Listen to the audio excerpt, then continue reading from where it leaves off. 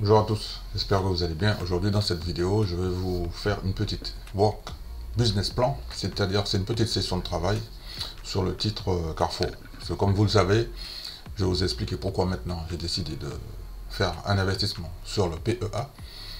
Je vous ai partagé une vidéo dans laquelle je vous partage, selon moi, mes 5 actions qui sont dans des zones d'achat en ce moment, ok, en octobre 2023. Je vais switcher pour déterminer sur le graphique où sont les niveaux d'entrée. Parce qu'en fait, comme vous le savez, moi je ne rentre pas sur n'importe quel niveau sur un titre. Ok, j'ai besoin de savoir qu'est-ce qui s'est passé de janvier à maintenant. Parce que vous savez, il y a des actionnaires et des investisseurs qui sont déjà en train d'investir sur le titre Carrefour. J'ai besoin de savoir qu'est-ce qui s'est passé. Ok, donc on va switcher, hein, d'accord. Donc ici nous sommes sur Winchart. C'est une petite appli en fait très minimaliste, mais qui est très que je connais, hein, puisque j'ai effectué la formation en direct avec Bourse Direct et je sais comment ça fonctionne. Donc d'un point de vue graphique, donc nous sommes sur le titre Carrefour. Donc au moment où je tourne cette vidéo, le titre est coté à 15,85 €. Ok. Mais moi, ce que j'ai besoin de savoir, c'est où sont les points hauts et les points bas. Ok. Alors, sur le graphique, il y a des R, il y a des S. En bas, les S, ce sont les points d'entrée. Ça s'appelle un support. En haut, ce sont les résistances. Ce sont les points de sortie. Ok. C'est du jargon technique, mais c'est comme ça que ça fonctionne. Que vous le vouliez ou non, c'est comme ça que ça fonctionne. Donc moi, ce que je remarque, c'est que au mois de mai, on était sur des résistances, c'est-à-dire sur la zone des 18,84. Ici, là, vous voyez, hein, 18,84. Ici, là, on était sur une résistance. Donc ça a tapé une fois. On est descendu après sur un support. On a un support solide, là. S2 du mois de juin, 19 juin. On l'a touché une fois. Et si je vais tout à droite, là, ouais, tout à droite, là, je vous ai dit, les titres ne s'arrêtent pas n'importe où. Là, c'était au mois de juin. Regardez, juillet, août, septembre, octobre. Qu'est-ce que le titre a fait? Il a reculé pour venir se déposer sur le support 1 mensuel. D'accord? Du mois d'octobre 2023. Alors, est-ce que ça va descendre sur le support 2? Peut-être. Est-ce que ça va descendre sur le support 3? Peut-être. Et ensuite, il y a d'autres supports un petit peu plus bas. Ok? Là, on a une mèche. Et là, vous voyez, vous avez vu le trou d'air, là. Trou d'air. Trou d'air. Ça, c'est un gap baissier pour moi. Donc, et ça me donne le niveau. Et là, bon, on a un point pivot ici en septembre à 16,53. Donc, on est pratiquement 1 € plus bas. Ok. Donc, moi, je commence déjà à identifier mon point d'entrée qui sera en dessous du point pivot mensuel, hein, qui est à 16,64. Ok? Parce que ça vous est sûrement déjà arrivé d'acheter un titre et au moment où vous l'achetez, le titre ne fait que baisser, baisser, baisser, baisser, baisser. Et il y a des investisseurs qui ne comprennent pas pourquoi. Vous savez pourquoi? Comme je viens de vous le montrer sur le graphique, vous avez acheté sur un point de vente. Par conséquent, le titre ne peut pas monter. Il va faire que baisser. Personnellement, je préfère acheter un titre dans une zone d'achat. Je n'invente rien. C'est comme ça que ça fonctionne.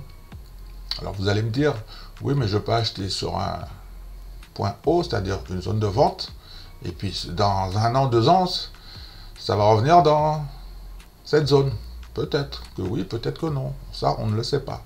En revanche, ce qu'on sait, c'est qu'il y a des niveaux qui sont très solides, que je viens de vous montrer sur le graphique. Mon objectif n'est pas de vous embrouiller, hein, c'est juste de vous montrer comment je fais. Moi, pendant que j'ai fait mon transfert d'argent, j'ai besoin de savoir quels sont les points d'entrée. Et après, j'ai besoin de savoir aussi pour moi à quel niveau d'entrée j'ai envie de rentrer. À quel niveau. Est-ce que c'est à 19 ou est-ce que c'est à 15? Je préfère rentrer à 15. Comprends? Et après, une fois que j'ai mon point d'entrée, c'est une question d'argent après. Parce qu'après, exécuter un ordre, c'est en 2 secondes. Moi, j'arrive, je mets mon ordre d'achat, ça y est, je suis exécuté, je ferme la plateforme d'investissement, ça y est, et je reviendrai encore sur ce titre quand il sera toujours dans cette zone d'achat. Bien évidemment, en amont, j'ai fait tout le nécessaire pour savoir si la société elle est rentable, quel est son taux d'endettement, quel est le bénéfice qu'elle fait et combien d'argent que ce titre donne aux actionnaires sous forme de dividendes. Je vous donne la réponse tout de suite en image pour les gens qui sont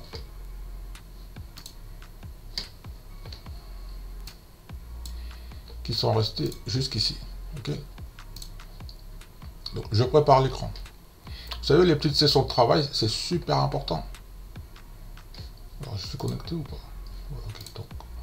Oui, c'est bon. Donc, Carrefour. Donc, on va aller sur Carrefour. Parce que moi, pour l'instant, c'est Carrefour. Donc, ce que vous ne savez pas, c'est que moi, dans les coulisses, j'ai lu le rapport financier de Carrefour. Je connaissais certaines réponses, mais en lisant les résultats financiers, je sais exactement la politique d'allocation du... Alors, que les choses soient claires, je ne me base jamais sur les prédictions des analystes. Non. Je préfère faire mes analyses personnellement et ensuite, c'est moi qui fais les conclusions et c'est moi qui sais, je rentre à tel niveau pour aller à tel niveau, ok? Sur du court terme, d'accord? Et parfois, ça m'arrive même d'acheter un titre sur une résistance, ça ne me dérange pas. Ça ne me dérange pas parce que pour moi, le prix est tellement sympa que je ne peux pas laisser passer cette opportunité. Tu comprends? Je vais switcher, on va voir. Je vais bien vous montrer déjà qu'on est sur le titre Carrefour. Hein. Regardez, on est bien sur le titre Carrefour, éligible au PEA. Ok? Donc, on est dans le secteur de la grande distribution. Alors, ici, moi, ce qui m'intéresse, c'est par exemple, c'est sur le bénéfice par action. Regardez bien, en 2020, Carrefour avait un bénéfice par action de 1,26 €. 2021, 1,47 €. 2022, 1,65 €. 2023, 1,88 €. Je parle du bénéfice pour une action. C'est ce qui détermine le prix de revient. Cours du titre divisé par le prix, par le bénéfice par action, qui te donne le PER. Ici, on a un PER de 9.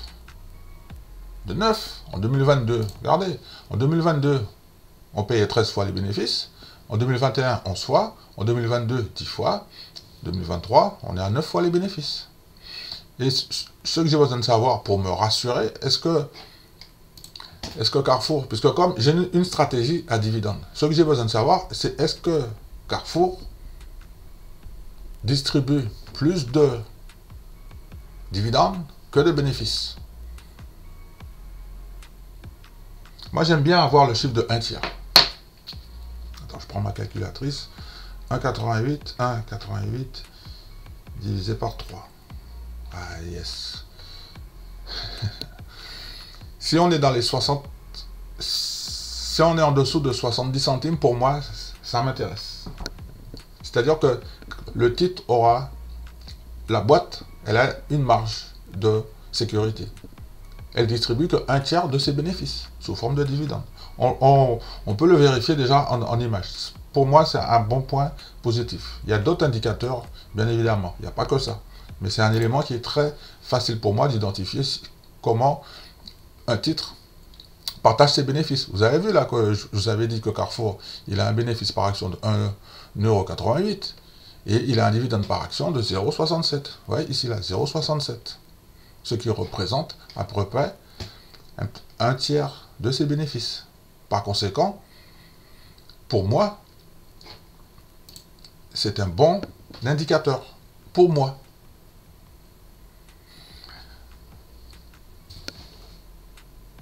Je tiens à préciser qu'il n'y a pas que ça, mais c'est une petite session de travail que je voulais faire avec vous, parce que la classe d'actifs, c'est les actions. Je suis résident fiscal français, donc par conséquent, il serait quand même incompréhensible que je n'utilise pas l'enveloppe fiscale qui est à ma disposition. Parce que les prélèvements sociaux, ben, j'en aurai zéro. Parce que j'ai une ancienneté fiscale qui fait que, après, toutes les caractéristiques... Parce que moi, je n'aime pas trop parler de fiscalité parce que je ne suis pas un agent des impôts. Je suis un investisseur. En revanche, je fais des recherches dans la partie impôts. Si je comprends, j'y vais. Si je ne comprends pas, je n'y vais pas. Et tu vois, à chaque fois qu'un abonné ou qu'une personne va me poser une question sur la fiscalité, je ne réponds pas. Je ne suis pas contrôleur des impôts ni agent des impôts. Non, que chaque personne reste à sa place. Je ne donne pas de conseils en impôts, ni en investissement. Cette vidéo n'est pas un conseil en investissement. Je vous explique, dans les coulisses, comment j'identifie et comment je prépare mon revenu passif sous forme de dividende, comme le fait notre ami Warren Buffett. Ok? Si vous avez des questions, n'hésitez pas. Pour les questions personnelles, envoyez-moi un email. D'accord? Je réponds. De temps en temps, je réponds. Ok? En ce moment, j'ai énormément de questions. Énormément de questions. Il y a des investisseurs qui se rendent compte que peut-être qu'ils ont fait certaines erreurs. Mais c'est comme ça qu'on apprend, en faisant des erreurs, bien sûr. Pourquoi? Parce que vous avez entendu certains trucs. Et là, en ce moment, vous êtes venu sur ma chaîne. Moi, je vous donne mon opinion, mon point de vue sur ce que je suis en train de faire, réellement avec du vrai argent. Parce que, n'oubliez pas que gagner de l'argent, c'est très difficile. Moi, mon objectif, c'est pas d'avoir, comme Picsou, beaucoup d'argent sur mon épargne. Non, ça ne m'intéresse pas. Mon objectif, c'est de faire fructifier mon argent. Le support d'investissement, la classe d'actifs que j'ai choisi, ce sont les actions. Ça fonctionne. C'est comme ça que ça fonctionne. Ce n'est pas moi qui l'ai inventé. Pourquoi il y a le S&P 500 et le S&P dividende réinvesti? Parce que ça fonctionne. Ça fonctionne. Et oui. Il y a des ETF même qui sont capitalisants. Je ne veux pas rentrer là-dedans, mais c'est une petite session de travail. C'est très important de savoir ce genre d'informations. Comme vous avez été fort, vous vous remerciez. Je vais vous dire ça tout le temps maintenant. Remerciez-vous de regarder mes vidéos jusqu'au bout. Mon objectif, c'est de vous apporter de la valeur. Pas de vous prendre de l'argent. De vous apporter de la valeur. De l'enrichissement. Je vous rappelle, pour les gens qui sont résidents fiscaux français, qui n'ont pas encore de PEA, je vous invite à faire comme moi, d'ouvrir un PEA chez Bourse Direct. Pourquoi Bourse Direct? Parce que c'est le moins cher. Après avoir fait votre ouverture de compte, si vous êtes éligible et que vous respectez toutes les conditions d'ouverture, dans les 3 mois, en fait, il faut faire un achat. Sinon, vous n'allez pas recevoir les 50 €. Parce que c'est marqué en tellement... C'est en tout petit. En fait, si vous ouvrez et puis que vous laissez votre PEA là en train de dormir, vous n'allez pas recevoir l'argent qui vous est dû, en fait, avec un investissement. Carrefour, une action. Tu ouvres ton compte. Moi, si j'étais à votre place, j'ouvre un PEA chez Bourse Direct, j'achète une action dans les 3 mois qui suivent après la date d'ouverture, dans les 3 mois qui suivent, parce qu'en fait, la date d'ouverture ça sera le point de départ pour votre fiscalité, pour avoir des avantages. En revanche, pour recevoir les 50 €, dans les 3 mois, regardez, 15 €, j'achète une action au Carrefour, parce que elle est solide, et elle va me faire gagner de l'argent. Pourquoi? Parce qu'elle a un bénéfice par action qui est croissant depuis 4 ans, 5 ans. Merci d'avoir regardé cette petite vidéo. Très bientôt pour une petite session de travail. Abonnez-vous si ce n'est pas encore fait. Je vais terminer, comme d'habitude, avec le jingle de sortie. Bientôt.